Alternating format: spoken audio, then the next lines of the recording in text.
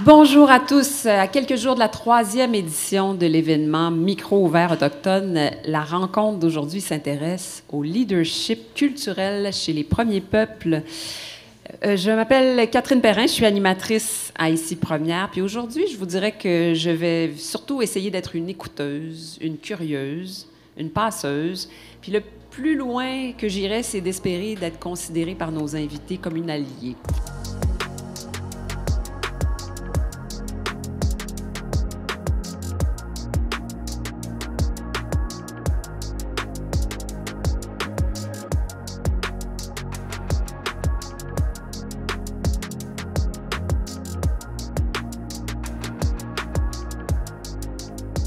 C'est vraiment des gens assez extraordinaires que vous allez découvrir ou redécouvrir aujourd'hui. À mes côtés ici, Nina Segalowitz, bonjour. Quoi? Bonsoir. Elle est artiste, chanteuse de gorge inuit et elle est surtout commissaire pour l'édition 2023 de Micro ouvert autochtone. Ça la garde très occupée. Elle est Inuvialuit et Dene. Qu'est-ce que ça veut dire, Inuvialuit et Dene? C'est deux origines différentes? Oui, alors la région de Inuvialuit, c'est vraiment un territoire nord-ouest. Alors ma mère vient de Inuvik et mon père vient de Trétévit. Alors c'est vraiment le nord d'Alberta, c'est notre territoire. C'est le peuple Dene. Alors d'où la double origine. André Dudemaine, quoi? Oui. Il est directeur artistique de Terre en Vue et il dirige depuis plus de 30 ans le festival multidisciplinaire Présence autochtone dont vous avez sûrement déjà entendu parler. Vous êtes peut-être même venu voir des spectacles. Ça se passe à Montréal. Il est Innu, membre de la communauté de Mashtoyash. Bienvenue. Merci. Mélissa Molène-Dupuis, quoi. Quoi. Alors, Mélissa, qui est autrice, vous la retrouverez au Salon du Livre bientôt pour son très joli livre « Nuchimit, un bain de forêt » qu'elle a coécrit, enfin qu'elle a écrit et qui a été illustré par la très célèbre Élise Gravel. Elle est animatrice collègue, donc on est collègues à Ici Première. Elle est animatrice de Quoi. Et puis elle fait bien d'autres choses. On va découvrir ça parce que le leadership, elle a ça, je pense, dans ses gènes depuis longtemps. Mélissa, qui est Innu de Equanichit. Oui. Et finalement, Stanley Volant, quoi? Oui. Il est chirurgien, professeur, conférencier et dès le 1er avril prochain, 2024, il sera directeur de santé publique. Écoutez bien ça, c'est long, mais chaque mot compte. De la Commission de la santé et des services sociaux des Premières Nations du Québec et du Labrador. C'est beaucoup de kilomètres carrés, ça, Stanley Volant? C'est pas mal de kilomètres carrés. Et oui. Et depuis... Et je ne marcherai pas, Ben, pourtant, vous aimez marcher, vous l'avez déjà prouvé. Bien, on peut marcher toute sa vie, mais des fois, il faut s'arrêter puis faire d'autres choses. Il faut gagner un petit peu de rapidité, des fois, sur le terrain. Pour se déplacer sur le terrain, il est Innu de Pessamit. Je vais commencer par une question assez évidente, mais pas si évidente, si justement, aujourd'hui, on veut parler de leadership, du sens que le leadership prend pour les Premières Nations. Quel sens vous donnez au mot leadership, tout un, chacun? On va commencer avec ma collègue Mélissa. Oh, hey!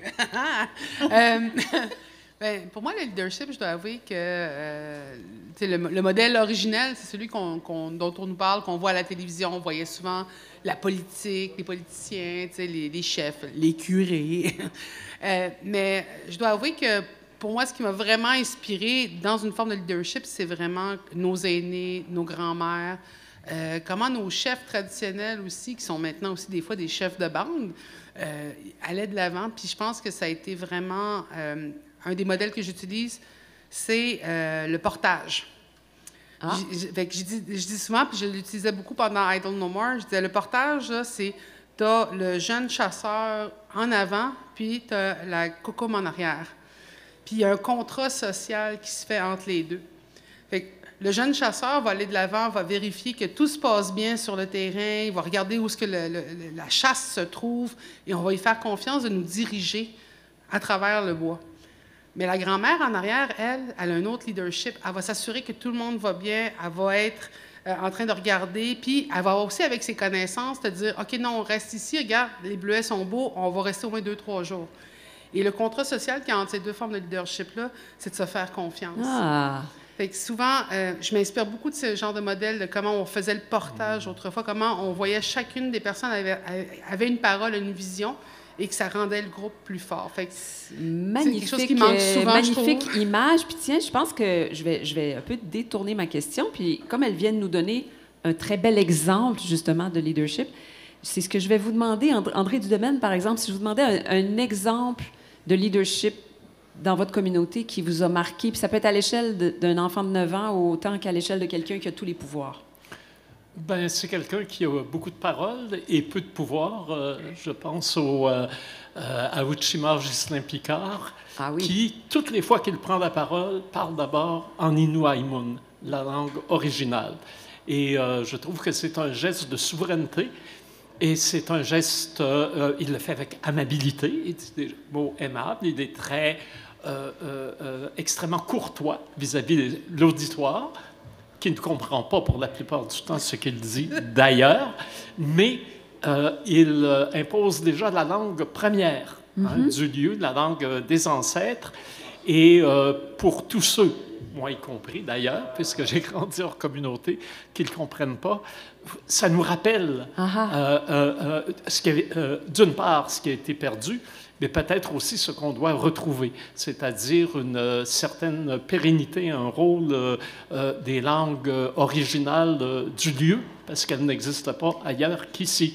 OK, donc son leadership, c'est de présenter la langue comme un ancrage, tout simplement en l'incarnant. C'est aussi simple que ça. Exactement, en étant ce qu'il est. En étant ce qu'il est. Il y a quelque chose de naturel dans le mot leadership et il y a des gens chez qui ça s'impose. Oui, et intéressant. pour moi, Ghislain est un modèle tout à fait du genre. Nina Segalowitz, un modèle ou un exemple de leadership que vous auriez à nous proposer?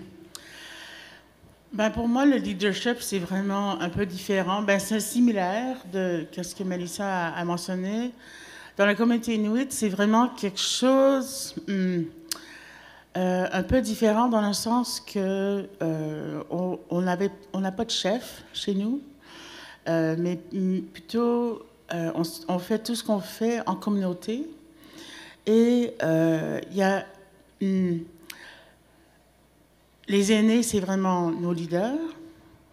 Mais par contre, c'est vraiment le fait que quelqu'un qui a la capacité de voir toutes les habilités dans chacun, qui soit capable d'y aller chercher. Parce qu'en communauté, soit qu'on vit avec 10 personnes ou 50 personnes ou 300, pour la survie, c'est vraiment important d'être capable de voir si ce jeune homme va être un chasseur ou un bon pêcheur, ou c'est vraiment l'habilité de vraiment voir les forces de chacun. Mais et la personne qui voit les forces de chacun devient un genre de leader naturel, même si ce n'est pas un leader officiel? Pour moi, le leader, c'est vraiment... parce on vit vraiment dans une cercle. Tu sais, chacun, il n'y a pas vraiment quelqu'un qui dirige l'autre. Alors, c'est vraiment... on s'encourage, les enfants, de devenir qu'est-ce qu'ils veulent être. Mais à la fin de la journée, on a beaucoup de confiance en chacun de faire ce qu'on a besoin. Ça revient un peu à l'image du portage de Mélissa. Chaque membre de l'équipage a son rôle et au début et à la fin, il y a peut-être un rôle un peu particulier. Puis la circularité de Nina aussi, parce qu'à un moment donné, le jeune devient l'aîné. Oui. Fait qu'il y a comme une circularité aussi. C'est comme les outardes qui changent de rôle à mesure. Là. Pendant le vol, effectivement. Comme Stanley Volant. Oui, juste pour mentionner, vous m'avez demandé une personne. Pour moi, c'est Momolak. Momolak, qui était une jeune femme inuit, qui était membre de la NDP, du parti NPD. du NPD. NPD. Ah oui, d'accord, du nouveau Parti démocratique. Elle a fait de la politique canadienne. Oui, elle était rendue à Ottawa. D'accord. Et puis elle a vraiment pris avec elle, même si elle était jeune, elle prenait toutes les visions de la communauté puis elle les a amenées au sud. Ah, d'accord. Pour que notre voix soit inclue dans la politique. Mais c'est intéressant. Donc, dans votre communauté, on n'a pas besoin de nommer ou d'identifier un leader, mais dans l'interaction avec le pays qui est le Canada, ben là, elle est devenue une leader. Oui. Pour fitter pour que ça s'harmonise avec un système. Très intéressant. Merci, Nina. Stanley Volant, un exemple de leadership? Bien, je trouve que les exemples qui ont été donnés sont excellents. Et dans ma culture, dans ma langue, le leader, c'est Kanikandet, celui qui va de l'avant, celui qui ouvre la piste. Comme un caribou. Les troupeaux de caribous, il y a toujours un caribou qui est à l'avant et les caribous vont suivre. Le même exemple de l'outarde à Nishk. Et c'est toujours, il y a toujours un leader et par la suite, il est remplacé par d'autres personnes. Et pour moi, c'est un modèle très traditionnel. Mon grand-père était un chasseur. Il a vécu dans la forêt toute sa vie. C'était son métier. Il était un groupe de chasseurs. Il y avait toujours un chasseur qui était de l'avant, qui connaissait mieux le territoire, et on suivait ce leader-là. Et le leader aussi, comme vous avez mentionné, c'est quelqu'un qui va aller chercher le 100% du potentiel de chacun et qui va s'effacer. Et moi, j'ai fait plusieurs marches. J'étais en avant, mais des fois, j'étais en arrière pour aider les gens à avancer. Et un leader doit s'effacer, doit prendre ce rôle-là. Et je pense que c'est un rôle très naturel. Puis, moi, les exemples de leaders, quand j'étais jeune, j'avais 5 ans, j'étais à la maternelle, à Pessamit, puis on était plusieurs jeunes dans la classe, assis par terre, assis en indien, là, comme qu'on dit. Puis c'était un peu une image folklorique, mais on était assis autour, puis il y a un grand bonhomme qui est venu à ma classe. C'était le chef Max Gros-Louis, Onyonti. Sa sœur m'enseignait, puis je vois ce monsieur-là, un grand monsieur, 6 pieds 2, 240 livres, avec son manteau de cuir, avec une grosse voix, ses cheveux attachés. Il était impressionnant. J'ai dit, waouh, c'est un géant. J'étais petit, là. Et là, il dit, vous les jeunes, là, en tout cas, je ne comprenais pas beaucoup le français, mais je comprenais un peu. Il disait, c'est important d'étudier puis d'avoir votre diplôme pour aider vos sœurs, vos frères puis vos parents.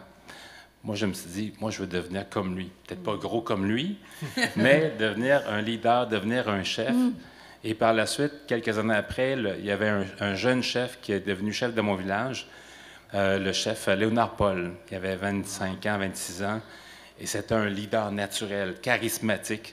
Et je disais, je veux être comme lui. J'aimerais ça être comme lui, mais j'étais gêné pour mourir, là. Donc, devenir chef, c'était pas vraiment... Mais je voulais, à ma façon, devenir un leader. Puis... et voici, c'est mon histoire. Stanley vient d'employer les mots, puis c'est une expression qu'on emploie très souvent, leader naturel. Max Gros-Louis, c'était un leader naturel. Est-ce qu'effectivement, un leader, c'est toujours quelqu'un qui avait ça dans ses gènes, puis qui a senti cette nature-là ou cette vocation-là très jeune, ou c'est quelque chose qui peut se développer au fil des circonstances? J'aimerais entendre Mélissa là-dessus, elle qui est devenue d'un seul coup, bang, il y a une dizaine d'années, une leader. Et qui était peut-être une leader bien avant ça, puis que la seule chose, c'est qu'on ne le savait pas. Même moi, je ne le savais pas. Écoute, moi j'étais contente de suivre. Moi, là, j'ai été impressionnée par Hélène Gabriel quand j'avais 12 ans. C'est devenu... Je dis, moi, je veux être comme ça. Elle m'a permis de me dire, hey, j'ai le droit de me faire entendre, j'ai le droit de dire que je suis fière d'être Innu, parce que c'était l'époque où on ne le disait pas, si on pouvait l'éviter pour ne pas se faire écœurer, justement. Et quand je l'ai vue, puis je voudrais... Tu sais, elle m'inspirait. Mais moi, j'étais contente de suivre les Hélène de ce monde qui m'inspiraient, tu sais. Puis à un moment donné, ben, est arrivé Idle No More. Puis nous autres, on attendait de voir qui c'est qui allait organiser la marche. Qui? OK, ben, je pense que Widia va être obligée de le faire. Fait qu'on a organisé la marche. Donc, Widia la Rivière. Oui, ma sœur. Et Mélissa Molène-Dupuis, les deux fondatrices du mouvement, de l'aile québécoise du mouvement Idle No More. On va juste rappeler, on est sous Stephen Harper. Ah oui.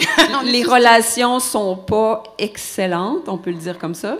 Non, c'était très loin d'être excellente. Puis, je veux dire, ça a fait partie un peu de ce qu'on a vu comme paysage. Aussi, on voyait aussi, malheureusement, des fois, un manque de représentativité. Parce qu'il y avait des leaders, il y en existe depuis toujours. Puis là, tu en as nommé un super bon, Justin Picard, qui parle justement en écoutant ce que les autres disent. C'est que ça, c'était un bon modèle, mais il en manquait sur la scène publique.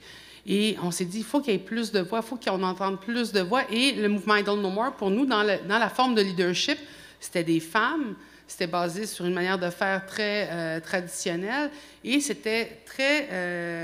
c'était pas nécessairement la personne qui gueule le plus fort ou qui parle le plus fort, le point le plus haut. C'était vraiment d'être ensemble, puis de décider ensemble et de le faire, j'appelle ça de la façon du canot, parce que le leadership qu'on nous présente, c'est souvent la pyramide. Fait que le 1 qui est soutenu par 99 de la population, bien, c'est ce qu'on voit le modèle politique.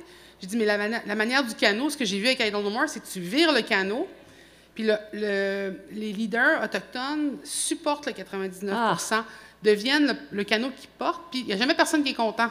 Le canot n'est pas de la bonne couleur, je veux aller là-bas, ça va pas assez vite. Mais ils continuent parce qu'ils n'ont pas le choix. Mais nous autres, on était là-dedans. C'est un moment important. On a besoin de s'y mettre. Puis on est devenus, juste parce qu'on a fait le canot, on est devenus des leaders. Puis Donc, les gens, mais tu sais, moi, oublie ça. Là, j'étais comme, leader. J'ai de la misère à me lever le matin et aller à la job. Mais il y avait eu, puis Stanley a évoqué le modèle de Max Growley. Louis, Mélissa, tu viens d'évoquer le modèle de Hélène Gabriel. Donc, le leadership, il y a une affaire de transmission aussi, il y a des modèles. Et dans ce sens-là, Nina et André, il faut que je vous demande, est-ce que, parce qu'ils représentent, les artistes sont forcément, dans vos communautés, deviennent forcément un peu des leaders par la force des choses? André Dudemaine? Bien, dans un premier temps, je dirais, et c'est pas un reproche que je fais à Stanley, bien sûr, mais leader naturel, pour moi, c'est un pléonasme. Il y a quelque chose de naturel dans le leadership.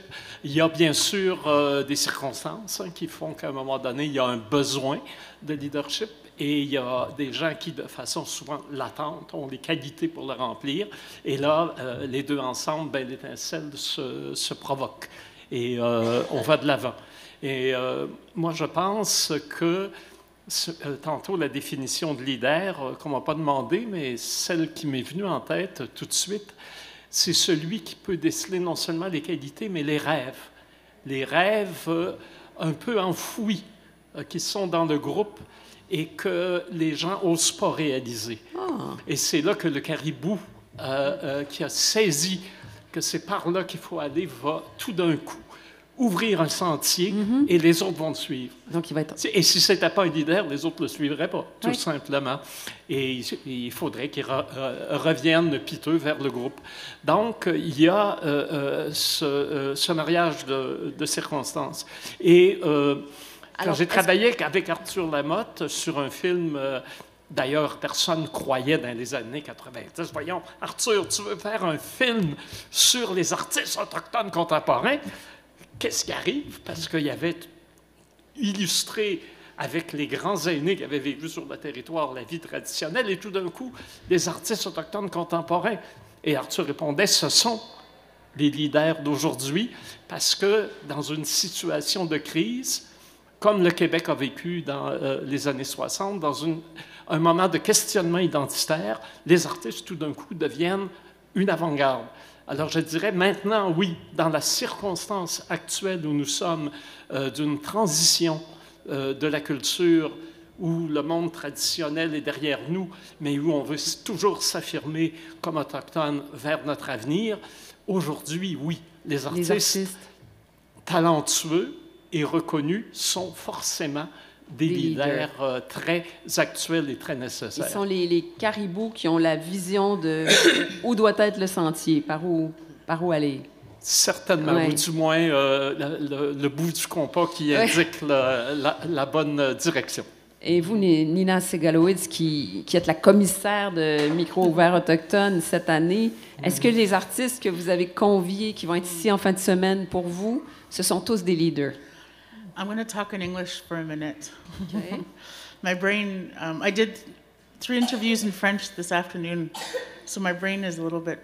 But I think, you know, in terms of artists, I think one of the things that I find really incredible is that they're the ones that are often the ones who are showing the reality of what's happening through their art, when a lot of us are scared to admit publicly what is happening.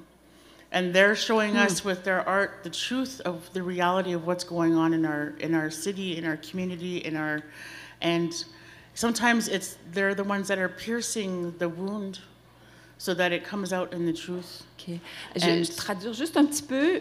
C'est donc les artistes, et vous me corrigez parce que je sais que vous comprenez très bien le français si je dénature un peu, sont ceux qui sont capables de transmettre des choses qu'on n'ose pas s'avouer nous-mêmes. Ils sont capables de les exprimer, de les formuler évidemment d'une manière artistique et même de toucher à des blessures, de les percer, des blessures qu'on n'a pas voulu voir ou qu'on a évité de... Oui, parce qu'ils font d'une manière très douce, à travers l'art, la musique, la littérature, la peinture, le parlage, n'importe quelle façon. Ils sont capables de faire comme un miroir à notre société en nous disant, les enfants ne vont pas bien, les femmes ne vont pas bien, les hommes vont pas, les choses qui ne vont pas bien, ils peuvent nous dire comme ça, mais c'est une façon dont on peut entendre moins. C'est pas, ils ne nous accusent pas, ils donnent juste des faits. Et il y a des fois aussi, je trouve, avec les artistes, un leader, c'est vraiment, ils n'ont pas peur de dire la vérité, même si c'est une vérité qui est très dure à entendre. Oui. Intéressant parce que depuis tout à l'heure, on a deux aspects du leadership. On a les leaders qui prennent soin, qui portent le canot, l'image de Mélissa, le canot renversé comme ça, qui sont capables justement de nommer, de sentir dans la communauté ce qui va moins bien. Puis on a aussi les leaders qui sont des visionnaires, ceux dont André a parlé, mais aussi ceux qui vont ouvrir le chemin. Est-ce qu'un leader doit toujours être les deux, d'après vous, ou est-ce que des fois, il y a des formes de leadership? Est-ce que quelqu'un peut être seulement d'un côté de l'aventure? Stanley? Je pense qu'on a besoin de ces deux leaderships-là, ces différents leaderships. C'est sûr que si on peut combiner les deux, ce serait extraordinaire, mais des fois, on a besoin d'un leader pour nous sortir d'une situation difficile. J'ai déjà été dans une situation difficile avec des groupes de chasseurs, puis il fallait sortir du bois. Et on suivait celui qui avait la meilleure idée pour nous sortir d'une mort ou d'une catastrophe dans le bois. Donc, c'est un leader qui a une connaissance qui peut nous sortir du pétrin. Mais il y a aussi le leader, le visionnaire, lui qui va nous amener encore plus loin. Et je pense que la vision, le rêve chez les Autochtones, c'est des choses qui sont très importantes. Moi, la place du rêve dans ma vie a toujours été très importante. Et je me rappelle qu'en marchant à Compostelle en 2008, je marchais à Compostelle parce que j'avais fait une grosse dépression, puis je me cherchais et j'ai fait un rêve. J'ai rêvé dans une auberge espagnole, pas l'auberge espagnole, mais une auberge espagnole, que je rêvais, que je marchais à travers le territoire et que je rencontrais des jeunes et je leur disais l'importance d'être fiers de ce qu'ils sont, de leur culture et de poursuivre leur rêve, de jamais abandonner et de jamais tomber dans les pièges de l'alcool, la drogue qui pouvaient transformer un rêve en cauchemar. Et dans ce rêve-là, il y avait des aînés, des gens avec des têtes blanches, un peu comme moi maintenant, qui me rapprenaient ma culture, ma langue que j'étais en train de perdre à travers le processus d'éducation. Et quand je me suis levé, il y a quelqu'un qui a marché avec moi et qui m'a dit « Stanley, je ne connais pas beaucoup les Autochtones, mais ce que j'en connais, c'est que vous croyez beaucoup aux rêves et aux visions. Et ton rêve, ce que tu me racontes, c'est pas un rêve, c'est une vision, et tu devras marcher sur le chemin de ta vision. Et le chemin te donnera les réponses. » J'ai dit « Bon, je pensais qu'il avait pris de la drogue, là, puis un chemin qui me parle, mais j'ai marché 6000 km par la suite, et le chemin m'a parlé. » Et il avait tout à fait raison. Suivre une vision, ça peut amener une nation à un niveau différent. Et je pense que la vision, le rêve est très important. Stanley Volant, est-ce que vous diriez, parce que Innu Mishkenu, donc c'est la marche qui a commencé en 2010, Compostelle 2008. Oui. Est-ce que vous diriez que c'est aussi dans ce rêve-là que le leader est né, ou vous aviez déjà des aptitudes ou des réflexes de leadership? Je pense que le leader a grandi. Il a grandi, là. Parce que les gens me disaient... Il a changé de pointure. Il a changé de pointure, puis il est devenu plus proche de sa culture. Oui. Il s'est réapproprié sa culture qu'il avait perdue à travers son chemin d'éducation. Parce que l'éducation est un élément de colonisation. On apprend des valeurs qui ne sont pas les nôtres. Et des fois, on devient une pomme rouge à l'extérieur et blanc à l'intérieur. Et mais j'ai redécouvert ma rougeur. Intérieure. Oui, intérieure. Et j'ai redécouvert... C'est une cerise maintenant. J'ai une cerise.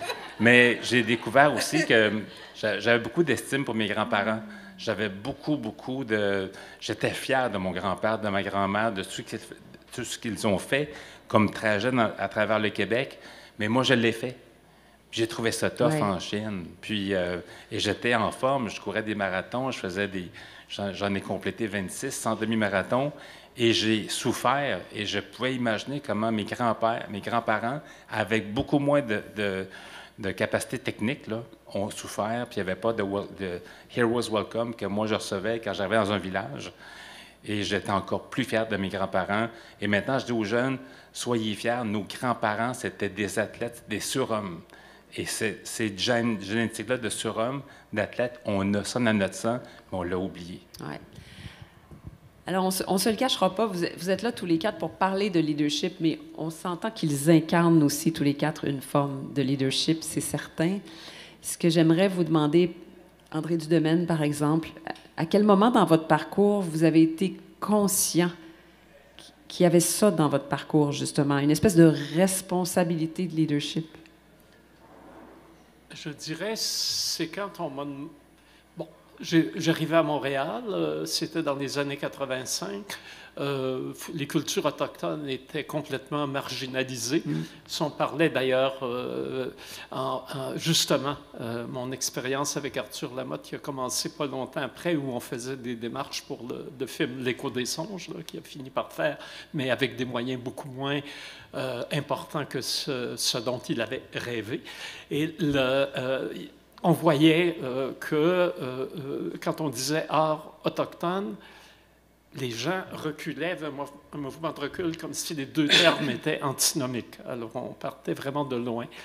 Et dans la communauté, on discutait beaucoup de l'idée qu'il fallait avoir un événement annuel important. Il y avait eu quelques expériences d'événements culturels, des week-ends ici et là, à Montréal, à Val-d'Or, à Roberval, beaucoup organisés autour des centres d'amitié autochtones, mais qui n'avaient pas de durée. Et là, on discutait justement, il faudrait à Montréal qu'il y ait quelque chose d'annuel et d'important dans la ville des festivals pour saluer. Et là, tout d'un coup, des gens m'ont dit, c'est toi, André, qui dois s'en occuper parce que tu es dans la position pour le faire. Et je dois dire que là, c'est un peu comme, j'imagine, Mélissa a vécu, j'ai été un peu surpris, puis en même temps, pas surpris. J'ai dit non, c'est vrai. C'est bien. À moi, j'ai le background. Je suis plus un tout jeune homme. J'ai un minimum d'expérience. J'ai du front tout le tour de la tête. Alors, je peux foncer. Et puis, effectivement, étant binational, venant d'un foyer mixte, j'ai un pied dans une culture, un pied dans l'autre. Je suis capable, sans doute, de faire des ponts. Alors, c'est comme ça que ça m'est tombé dessus. Et je dois dire, par contre, après, piquer la trail, excusez l'anglicisme, c'était pas mal plus dur que ce que j'avais vu au départ. Peut-être que là, j'aurais dit, je ne veux pas être leader, mais une fois lancé, ma foi, on fait comme l'orignal, on fait du ravage. Parce que c'est ça, se reconnaître la position de leadership et l'accepter, ça prend du courage. Mélissa, c'est un peu ce qui t'est arrivé avec Idle No More. Ça t'est un peu tombé dessus. Mais est-ce qu'il y a un moment où tu t'es dit, il faut, je me regarde dans le miroir, là, j'ai pas le choix, il faut que j'accepte que je suis devenue une figure de leadership? Bien, moi, quand je suis arrivée à Montréal, c'était pour aller étudier à l'UQAM en art visuel médiatique. Fait que moi, je voulais faire de l'art textile et des installations vidéo. C'est ça. Puis même à l'université, il n'y avait aucune représentation d'artistes autochtones dans aucun de mes cours. C'était absolument le vide. Mais on avait présence autochtone. Fait que, au moins, j'étais comme, OK, c'est pas encore le néant, à Montréal. Et je dirais que, au début, je me disais, je pourrais peut-être créer Artistes autochtones du Québec. Je me disais peut-être faire valoriser. Et l'année où j'ai commencé à faire ces démarches-là avec des groupes d'artistes, là, est arrivé Idle No More. Là, Idle No More, ça a été, on sait que j'étais de même, là, ça a fait pfff. Et j'ai pas atterri encore depuis 2012. Mais là, c'est là où j'ai dû décider, OK, Mélissa, qu'est-ce que tu peux amener de bon à ta communauté versus qu'est-ce que tu veux, toi, comme individu? Bien là, il a fallu que je fasse un choix, puis je me suis rendu compte qu'il y a des bonnes choses qui me sont données dans ce que je fais. Je veux dire, écoutez, il n'y a rien qui m'aurait jamais mis dans la tête que je serais animatrice de la première émission autochtone, francophone, nationale à Radio-Canada. Vous pouvez imaginer que c'est immense, là. Fait que, tu sais, j'ai des beaux cadeaux en échange. Le livre avec Élise, où ce que je peux passer des messages, puis de la langue inou. Tu sais, ça manque pas de cadeaux, mais c'était pas ça que je voulais faire, moi, en tant qu'individu. Mais je pense que c'est comme, tu vois, beaucoup de chefs dans nos communautés ou beaucoup de leaders, nos grands-mères, ils le font pas parce que nécessairement c'est ça qu'ils aiment le plus faire. Ils le font parce qu'il y a un appel puis un besoin pour la communauté. Fait que moi, je pense que j'ai dû faire la paix avec Mélissa Mollin-Dupuis. Mais en échange, ça me donne quelque chose d'autre. Genre, toutes les semaines, je rencontre des jeunes que j'ai vus quand ils étaient dans mon camp de jour, quand ils ont marché avec moi, quand ils étaient des enfants, puis maintenant, c'est des leaders. Puis, ça, je me rappelle qu'on a marché ensemble, puis ça m'a tellement inspirée, tu sais. Fait que je vois, il y a d'autres cadeaux qui se donnent. Puis des fois, ça peut pas être juste à propos de toi comme individu, c'est à propos du collectif. Je sens la notion de... Tu as senti qu'il y avait une responsabilité que tu pouvais assumer. J'imagine qu'il y a ça aussi. Il faut sentir qu'on est capable d'assumer. Je ne deviendrai pas chirurgienne. C'est ça. mais une capacité aussi de ce que je peux faire. Puis ça, c'était accessible. Puis ça faisait du bien à plus de monde que juste à une personne. Oui. Stanley Volant, justement, le leadership, vous l'avez exercé... Je dirais dans le monde alloctone aussi, parce que vous avez, là, j'ai la liste quelque part, mais il y a une longue liste de responsabilités, là, plusieurs postes de leadership.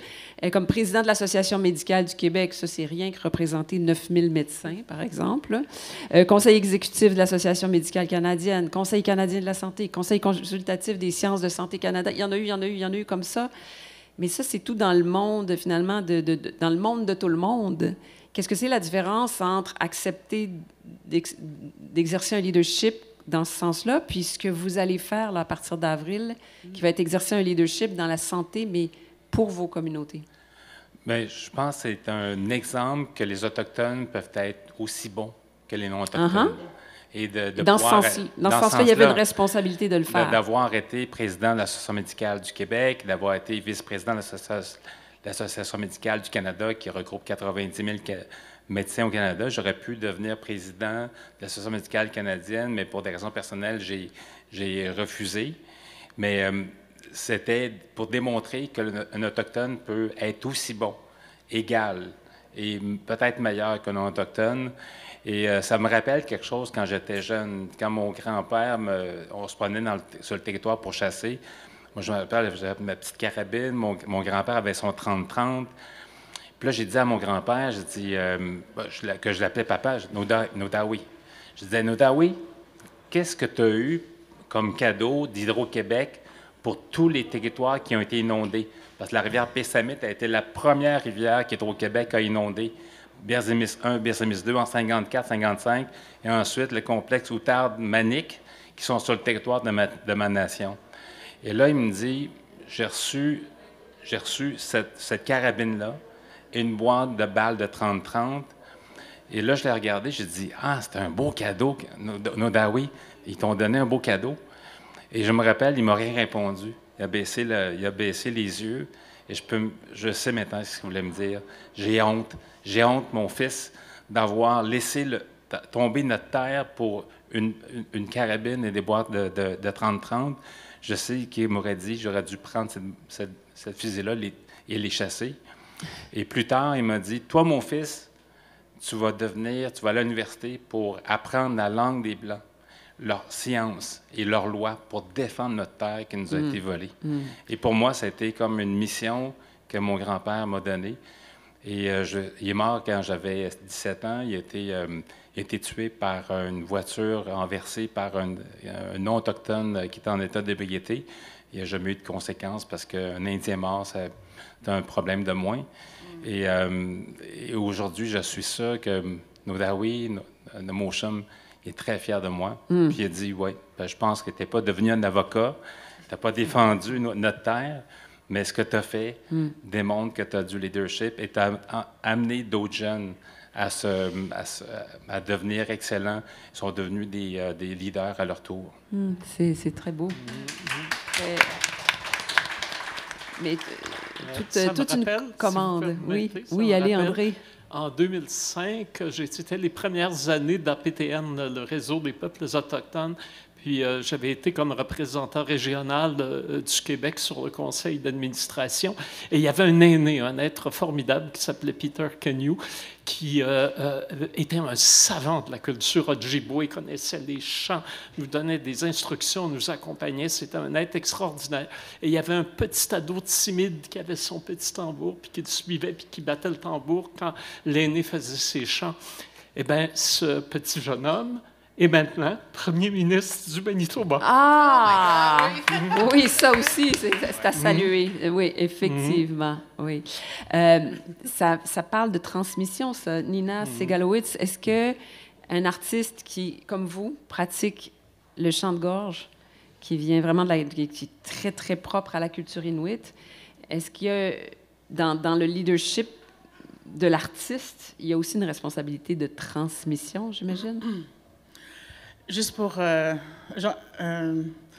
partager un peu, moi j'ai été adoptée à Montréal. Je suis survivante des rap des années 60. Ça veut dire qu'après les écoles et pensionnats, mes parents biologiques ont passé à travers. Moi, j'ai été volée de mes parents biologiques pour être assimilée. Et j'ai été adoptée à une famille ici à Montréal.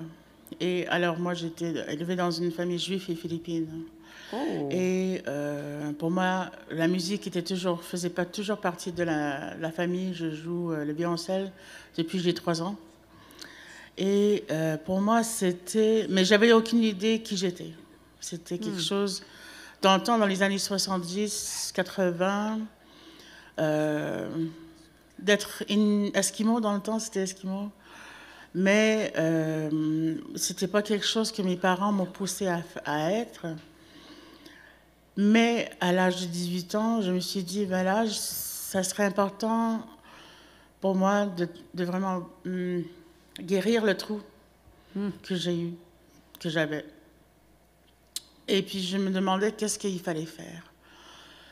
Et pour la première fois, j'ai rencontré une personne autochtone à Montréal, au Centre d'amitié autochtone de Montréal, qui était dans le temps sur Côte-des-Neiges, en face de l'hôpital général. Et depuis ce moment-là, la communauté m'a entourée de l'amour et de confiance. Ils m'ont montré c'était quoi d'être une membre de la communauté, mais aussi à travers la musique. Pour moi, c'était important parce que j'étais comme une éponge. Pour moi, il y avait tant qui me manquait. J'avais aucune idée c'était quoi Inuktitut, Dene, Innu, Mohawk, Muskapi, Malécite, Mi'kmaq. J'avais aucune idée c'était quoi parce que c'était pas instruit dans les écoles. Même si j'étais à l'école privée Sacré-Cœur, ils m'ont rien parlé de ça. Alors c'était à moi d'aller chercher la connaissance. Et alors, à l'âge de 18, je commençais à demander des questions. C'était la première fois que j'ai... Mais à qui? Aux membres de la communauté. J'ai rencontré au Centre d'amitié autochtone, oui. donc. Et c'était les membres de la communauté qui m'ont montré doucement c'était quoi. Puis ils savaient qui j'étais. Pas qui j'étais moi, Nina, mais que j'étais un des enfants qui était volé parce qu'ils savaient qu'ils voyaient le manque que j'avais en moi. Alors, tous les mamans, je veux dire, les tantes, les deadly aunties, c'était les aînés, puis les femmes, et les hommes, puis les jeunes, puis ils ont été très chaleureux et ils m'ont montré beaucoup de choses. Et une des choses que je voulais, la première fois, j'ai entendu le chant de gorge,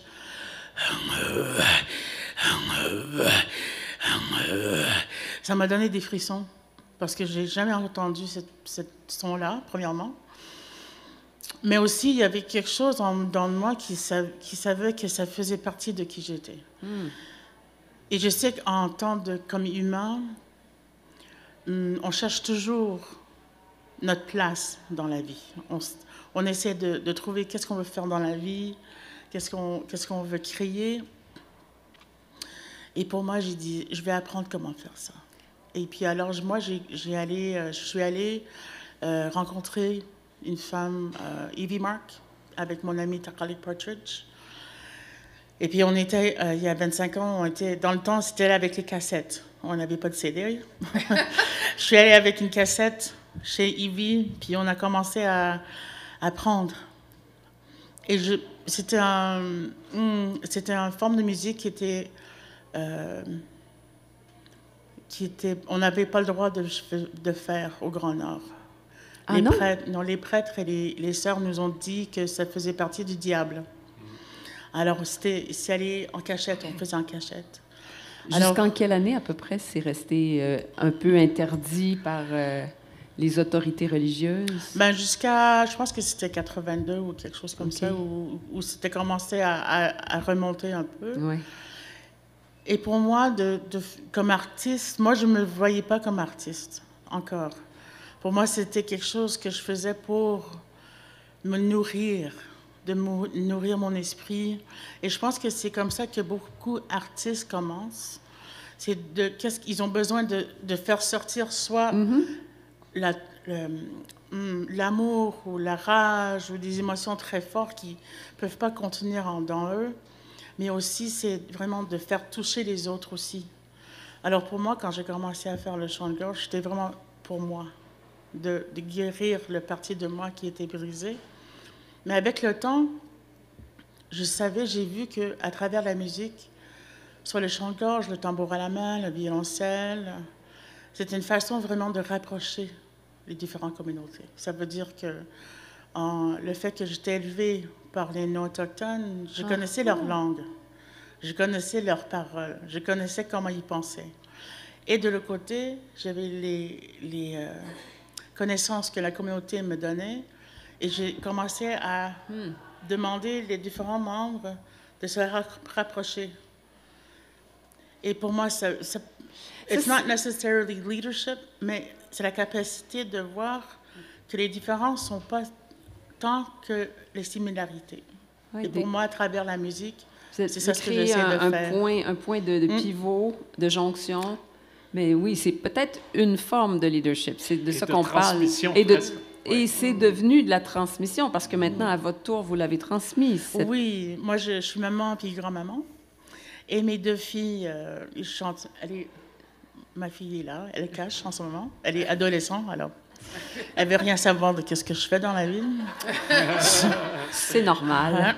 Mais je chante avec ma fille de 23 ans, Sierra, et Nevea. Elle commence à demander de chanter avec moi. Et pour moi, ça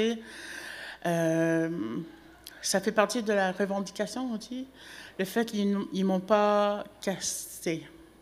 Ils ont essayé, mais mes enfants, mes jeunes enfants, mes petits-enfants sont preuve qu'ils n'ont été pas capables. Oui, oui, bravo. Bravo.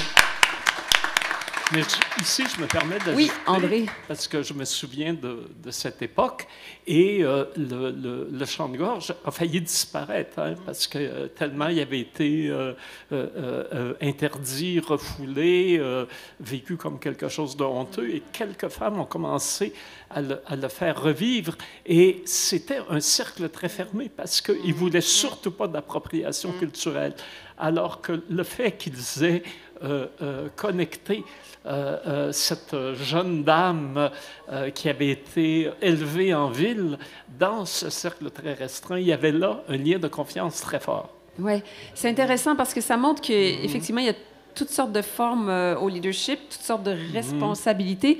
Est-ce qu'on pourrait dire, Mélissa, qu'il y a aussi du leadership nécessaire dans ce qu'on appelle la décolonisation?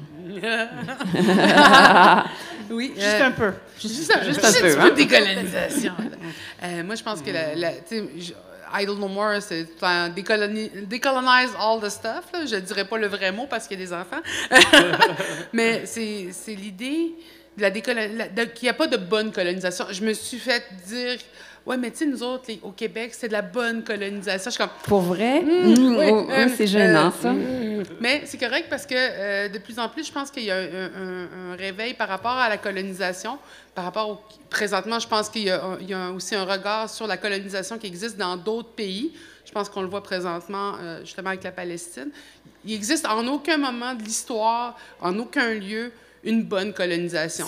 C'est un peu comme les supposés bienfaits de l'esclavage, là, dont tu as été question aux États-Unis récemment, là, qui avait forcé... Oui, alors Moi, je me suis fait dire, tu gênant. vois, tu parles bien français. Tu sais, comme si le fait... Ouais, tout ça, c'était des choses qui m'amélioraient, moi.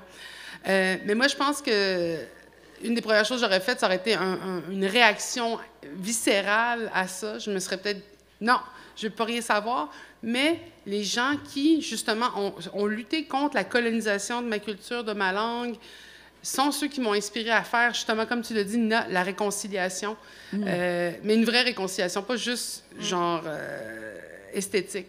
Qu'est-ce que c'est la vraie réconciliation? La vraie réconciliation, c'est quand ça fait mal. Des fois, c'est difficile, c'est pas facile, ça prend du temps. Il faut avoir de la patience pour les personnes qu'on éduque. Et les personnes qu'on éduque doivent avoir de la patience à se dire, ça prend du temps à apprendre. Parce que je sais, des fois, les gens aimeraient être réconciliés dès le moment où ils ont pris conscience que la colonisation existe. Je dis non, c'est un processus. J'ai dit, tu peux pas demander à un enfant d'ouvrir le dictionnaire ou un livre justement d'anatomie puis de tout savoir ce qu'il y a dedans.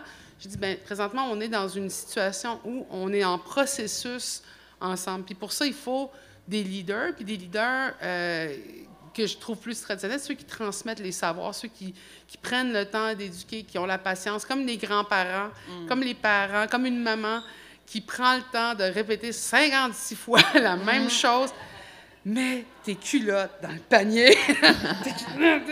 Mais tu le fais pourquoi? Parce que tu as de l'amour pour cet enfant-là. Mais tu as de l'amour aussi pour la communauté dans laquelle tu vis. Puis, des fois, le monde me dit, c'est-tu un défi pour toi de faire la décolonisation avec les Québécois, avec les Canadiens? Je dis, c'est difficile, mais j'ai eu tellement d'amour, des fois maladroit, mais de l'amour qui était en processus de transformation que j'ai dit, le travail est là. Tu vois l'effort qui est là. Fait c'est comme rentrer dans un bac. Tu peux pas avoir ton bac le lendemain que tu t'es inscrit. Il faut que tu prennes les années qui viennent avec. Fait que ce leadership-là, je le vois dans les enseignants. Je le vois justement, tu sais, cette année, tu fais de l'éducation populaire tout le temps. André, Nina, tu sais, c'est tout du travail qui prend du temps, qui prend à s'installer, mais c'est des leaders qui font ça. Ouais. Tu peux partir, puis revenir, puis ils vont être encore là à vouloir te transmettre. Et là, c'est de te créer des jeunes qui vont, eux, à leur tour, transmettre. Fait que c'est l'embranchement. Tu sais, c'est tout ça, moi, qui je trouve qui existe. Et il y a des Québécois, des Canadiens, des personnes qui sont pris dans les mêmes enjeux que nous autres, par exemple, si je pense aux personnes qui sont issues de l'immigration. C'est pas des immigrants, mais ils sont issus dans une situation d'immigration. Il y a des personnes qui sont afro-descendantes, qui ont eu des moments similaires aux nôtres, puis qui sont dans un processus de décolonisation qui est différent, mais qu'on peut se connecter, puis créer des solidarités. Puis ça fait un gros capteur de rêve, de savoir. Puis, à mesure qu'on part de la plus grosse partie, vous trouvez pas que ça commence à se resserrer vers le milieu? Bien, c'est ça, je pense, qui me donne de l'espoir. Moi, je vois le travail qu'on fait, puis je vois l'avancement qui existe. On ne peut plus reculer, là. On ne peut plus faire semblant qu'il n'y a pas de problème, qu'on ne peut pas le régler facilement. On ne peut plus reculer. Est-ce que vous croyez ça aussi? 100%. Je pense que il y a pas André moins sûr. OK, Nina va... Il n'y a pas d'excuse maintenant. OK. L'information est là. Google est là. Les faits sont là. Notre réalité, notre vérité est sortie de plus en plus. Et il n'y a pas d'excuse maintenant. Moi, maintenant, il y a des personnes, parce que je fais beaucoup de sensibilisation auprès, soit l'armée, les policiers, les avocats, whoever wants to listen to me. Hard public. Mais j'ai dit, tu sais, il n'y a plus d'excuses. Vous ne pouvez plus me dire, vous ne savez pas combien de nations qu'il y a au Canada. Non. Parce que là, l'information est là et on ne peut pas reculer. On ne peut pas reculer, on ne doit pas reculer. Et c'est notre responsabilité en tant que Canadiens et Premières Nations et Inuit et Métis d'éviter que ça recule parce qu'on voit qu'est-ce que ça se fait quand ça recule. Oui. Donc, il ne faut pas que ça recule. Le leadership autochtone, maintenant, il y a ça, entre autres, comme responsabilité, si je comprends bien. Mais André, c'est ça, avait l'air de dire tout n'est pas assuré, gagné. Non, mais je pense qu'on est tous héritiers d'une très longue histoire tragique et on doit s'en guérir collectivement pour aller vers notre humanité commune. Mais c'est un long processus et on sait que dans les processus de guérison, il y a souvent des rechutes. Et quand je vois, par exemple, ce qu'on croyait très acquis au niveau du droit des femmes, juste au sud de notre frontière, tout d'un coup, comment ça recule très rapidement, je me dis, ouh, il y a cette fantastique artiste, là, c'est mes cheveux blancs, là, j'ai perdu un peu la mémoire des noms, qui avait cette exposition solo, première artiste autochtone à avoir une exposition solo au Musée d'art contemporain de Montréal, Facing. Caroline Monet? Non, c'est Facing the Monumental. C'est elle qui a fait les robes rouges, là. Son nom va me revenir. Ah! Merci, Rebecca Belmore. Alors, j'étais là à l'ouverture de l'exposition et je lui ai dit, Rebecca, c'est extraordinaire. Les musées d'art, c'est la dernière forteresse qui tombe. Là, vraiment, il y a une ouverture là où c'était le plus fermé. Ah oui. Elle m'a dit, yes, André, but for how long? Oui. Voilà. Cette robe rouge, c'est tellement bien raconté par Natasha Canapé-Fontaine dans son premier roman, hein, l'œuvre de Rebecca Belmore. Le mot de la fin, Stanley Volant. Tout à l'heure, André Dudemaine a évoqué l'image d'une, je pense que c'est une manifestation avec un petit garçon qui bat d'un tambour et qui est maintenant devenu premier ministre au Manitoba. Et vous avez, tout à l'heure, avant qu'on entre dans cet entretien, vous nous avez montré une photo sur votre téléphone, puis je pense que c'est quelque chose qui est un peu du même ordre. Est-ce que vous voulez nous en parler? La semaine passée, il y a une jeune étudiante de médecine de l'Université Laval qui me contacte par email, qui me dit, est-ce que j'accepterais d'aller parler aux étudiants de médecine de l'Université Laval dans les prochaines semaines, prochains mois, pour leur parler des Premières Nations, de la santé Premières Nations. Puis je vois son nom et ça s'appelle Madison Courtois. C'est une Innu de Equanjit. Il y a 2 Innu d'Equanjit maintenant qui sont entrés en médecine cette année. Il y a un programme de médecine au Québec. 6 à 8 étudiants de médecine autochtones rentrent à chaque année. En fait, c'est un peu mon héritage parce que quand je suis rentré en médecine, j'ai voulu développer ce programme-là parce que je pense que ça vaut la peine qu'il y ait d'autres médecins autochtones. Et cette jeune-là, quand j'ai vu son nom, en 2010, quand j'ai marché, quand j'ai commencé mes premiers pas de mon 6000 km, j'étais rendu à Equanjit, j'étais rendu à 280 km, et cette jeune fille-là a marché pendant 10 km avec moi. Elle avait 8 ans.